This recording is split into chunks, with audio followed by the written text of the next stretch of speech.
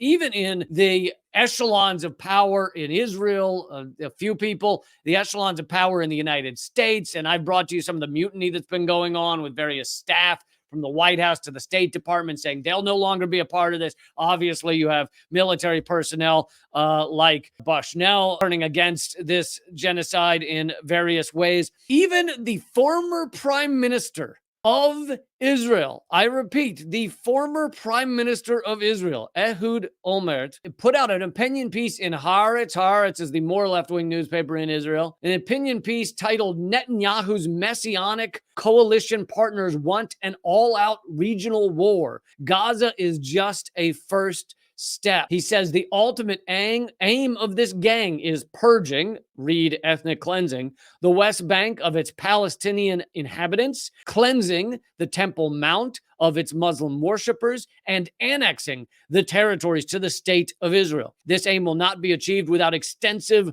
violent conflict.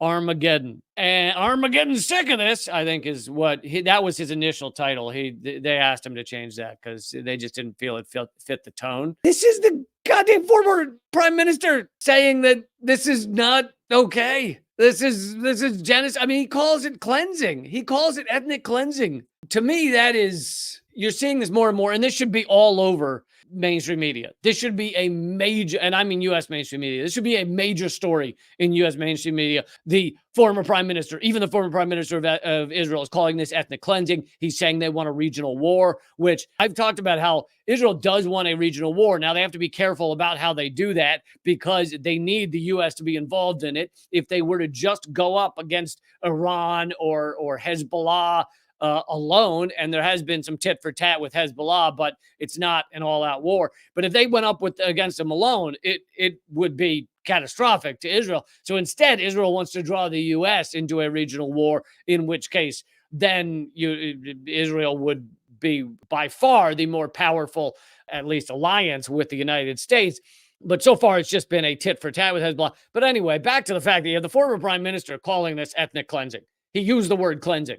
And let's be honest, many of the people in the Israeli government who are endorsing this, who are behind this, who are putting out these plans, even they have used words like cleansing. They have used words that are genocidal speak. That shows you how far they are falling. Israel's falling. The propaganda's not working anymore. It's just not. The Hasbara, as they call it, is not working anymore.